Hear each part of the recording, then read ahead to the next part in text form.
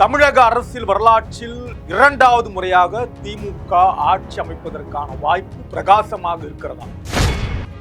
கோவையை முழுவதுமாக கைப்பற்றுகிறதா திமுக?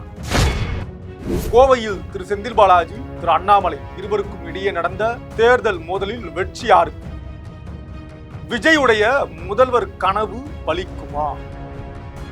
ஆச்சி மசாலா எந்த சமையலும் ருசி தேடும் ரகசியம் 20 ரூபாய். தேர்தலுக்கு பிந்தைய கருத்து கணிப்பு என்பது கிட்டத்தட்ட தமிழ்நாடு முழுவதும் இன்றைக்கு பேசு பொருளாக மாறி இருப்பதற்கான பிரதான காரணம் என்பது கடந்த ஆண்டுகளில் திமுக ஆட்சி என்பது ஓராண்டை முடித்து அடுத்த 5 ஆண்டு தொடர்ந்ததற்கான ஒரு செய்தி என்பது கடந்த காலங்கள்ல வரலாறும் அப்படி கிடையாது. அந்த வகையில முதல் முறையாக திமுக முழுமையாக தன்னுடைய 5 ஆண்டு கால ஆட்சியை முடித்து மீண்டும் அடுத்த 5 ஆண்டை இந்த முறை திமுக கைப்பற்றுகிறது. கிட்டத்தட்ட 140 இருந்து 160 தொகுதிகளில் திமுக தனக்கான வெற்றி வாய்ப்பை உறுதி செய்கிறது என்பதுதான் இந்த தேர்தலுக்கு பிந்தைய கருத்து கணிப்பு கொடுத்திருக்கக்கூடிய ஒரு முக்கியமான செய்தி. அந்த வகையில திமுக ஆட்சி மீண்டும் அடுத்த முறை வருமா வராதா என்று பலரும் எதிர்பார்த்திருந்த நிலையில் இந்த தேர்தலுக்கு பிந்தைய கருத்து கணிப்பு ஒரு முன்னோட்டமாக வரும் அப்படின்றத உறுதிப்படுத்தியிருக்கு.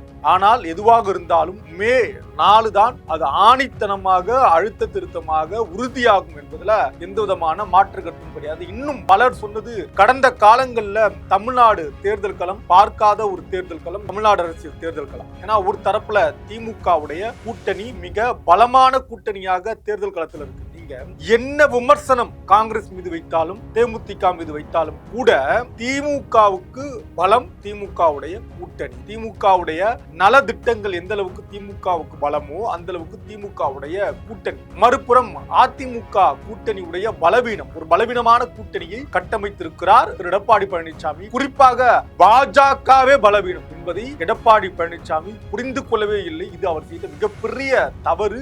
எனவே பாஜகவோடு அவர் கூட்டணி வைத்தார் என்பதற்காகவே தமிழ்நாட்டு மக்களுடைய வாக்கை இந்த முறை திமுக பெற்றுக் கொள்கிறது. இதையெல்லாம் தாண்டி திமுகவுக்கு எதிரான வாக்கு, பாஜகவோடு கூட்டணி வைத்தார் எடப்பாடி, அதனால திமுகவுக்கு வாக்களிக்கிறாங்க இல்லையா, இப்படி ஒரு வாக்கு வங்கி இருக்குமே. ஆனால் மறுபுறம் திமுக எதிர்ப்பு வாக்கு வங்கியையும் அதை தாண்டி இந்த ஆட்சிக்கு எதிரான அலை இல்லைங்க. ஆனா இந்த ஆட்சிக்கு எதிரான ஒரு வாக்கு வங்கி இந்த முறை போய் எடப்பாடிக்கு போக வேண்டியது விஜய்க்கு போய் சேர்ந்ததுனால திரு எடப்பாடி அவர்களுக்கு இந்த முறை மீண்டும் முதல்வராக வருவதற்கான ஒரு வாய்ப்பு கிடைப்பதற்கு இல்லை அப்படின்னு சில அரசியல் பார்வையாளர்கள் சொல்கிறார்கள். இதையெல்லாம் தாண்டி இந்த 8 நிறுவனங்கள் வெளியிட்ட கருத்து கணிப்புல 4 கருத்து கணிப்புல திமுக வெற்றி பெறுகிறது, ஆட்சி அமைக்கிறது.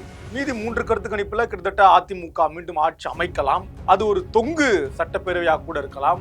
மறுபுறம் ஒரே ஒரு கருத்து கணிப்பு, இந்த ஆக்சிஸ் மை இந்தியா என்ற கருத்து கணிப்பு வெளியிட்ட கருத்து கணிப்பு என்பது எல்லோரும் ஒன்னு சொன்னா நம்ம ஒரு விஷயத்த புதுமையா சொல்லுவோம், ஆச்சரியமா சொல்லுவோம், வியப்பா சொல்லுவோம், மக்கள் எல்லாம் இதை பார்த்து ஆச்சரியப்படணும் அப்படின்ற அளவுக்கு பேசு பொருளா ஆக்குனது இந்த ஒரு கருத்து கணிப்பு தான். இந்த 7 கருத்து கணிப்பு விட இந்த ஒரு கருத்து கணிப்பு நம்ம இன்னைக்கு பேசுற அளவுக்கு ஆகிருக்கு. அந்த கருத்து கணிப்பு தான் விஜய் கிட்டத்தட்ட 140 தொகுதிக்கு மேல வெற்றி பெறுவார், அவங்க இவங்க 140க்கு மேல தாண்டுவாங்க அப்படின்றாங்க. அந்த வகையில அந்த கருத்து கணிப்பு எல்லோரையுமே பிரமிக்க வச்சு, விஜய் உட்பட. என்னங்க இப்படி கிட்டத்தட்ட இப்ப எதிர்கட்சி அப்படின்னு பார்த்தா 2 பேர் இருப்பாங்க நினைக்கிறேன். 234ல ஒன்னு திரு ஸ்டாலின், இன்னொன்னு திரு எடப்பாடி, மீதி 232ம் தாவேக்காதா அப்படின்னு சொல்லாம மட்டும்தான் அவங்க தவிர்த்திருக்காங்க அப்படின்னும் பலர் பேசக்கூடிய அளவுல இந்த கருத்து கணிப்பு இருக்கு. இந்த நிலையில இந்த கருத்து கணிப்பு எல்லாம் ஒரு வழியா இருக்கிறப்ப நம்ம எதிர்பார்த்த போல மே 4 ஒரு விஷயம் நடக்க இருக்கு. நம்ம அதை காத்திருப்போம். குறிப்பா இந்த கொங்கு, அதுதான் நம்ம எதிர்பார்க்கிறது. கொங்கு பெல்ட்னுவாங்களே, அங்க கோயம்புத்தூர் மாதிரியான பகுதிகளில் அதிமுக கோட்டை எப்படி சென்னை திமுகவின் கோட்டைன்னு சொல்லப்படுகிறதோ அப்படி அதிமுகவுடைய கோட்டை என்று நம்பப்படுகிற அந்த கொங்கு மண்டலத்தில், குறிப்பாக கோயம்புத்தூரில் மிகப்பெரிய ஓட்டை விழப்போகிறது. அதற்கான வாய்ப்பு இருக்கிறது. திரு செந்தில் பாலாஜியுடைய கள வேலை நன்றாக அந்த இடத்திலே பயனை கொடுக்கும் என்றும் ஒரு தரப்பு சொல்கிறார்கள். கூடுதல் கவனம் செலுத்தி அந்த இடத்திலே திரு அண்ணாமலை அவர்கள் பிரச்சாரம் செய்தாலும் களவேலை செய்தாலும் கூட அந்த மக்கள் உள்ளூர் இருக்கக்கூடிய பிரச்சனை, விலைவாசி, இதையெல்லாம் கருத்தில் கொண்டு குறிப்பாக பெண்கள் அளித்திருக்கக்கூடிய வாக்கு இருக்கு இல்லையா, அந்த வாக்கு இந்த முறை ஆளுங்கட்சிக்கே மீண்டும் கிடைக்குமா அல்லது எதிர்கட்சி கிடைக்குமா என்கிற ஒரு ஐயம் இருந்தாலும் கூட அந்த வாக்கு இந்த முறை ஒரு முக்கியமான வாக்காக பார்க்கப்படுகிறது. எனவே அந்த வாக்கு மீண்டும் ஆளுங்கட்சிக்கு சாதகமாக வருவதற்கான ஒரு வாய்ப்பும் இருக்கலாம் அப்படின்னு நம்பப்படுகிறது. ஒட்டுமொத்தமாக இந்த தேர்தல் களத்திலிருந்து நமக்கு கிடைக்க போகிற 3 முக்கிய விடயம் என்ன அப்படின்னா, மீண்டும் திமுக ஆட்சிக்கு வருமா, திரு விஜய் அவர்களுடைய பலம் உண்மையாகவே என்ன, இல்ல அது வெறும் பலூன் தானா, மூன்றாவது அதிமுகவை வீழ்த்துகிற அஜந்தா பிஜேபிக்கு இருக்கா அப்படின்ற ஒரு 3 விடயத்திற்கு மே 4 நமக்கு பதில் கிடைக்க இருக்கிறது. நானும் உங்களை போல் காத்திருக்கிறேன். தொடர்ந்து பார்க்கலாம் மக்களின் கருத்தை. நன்றி.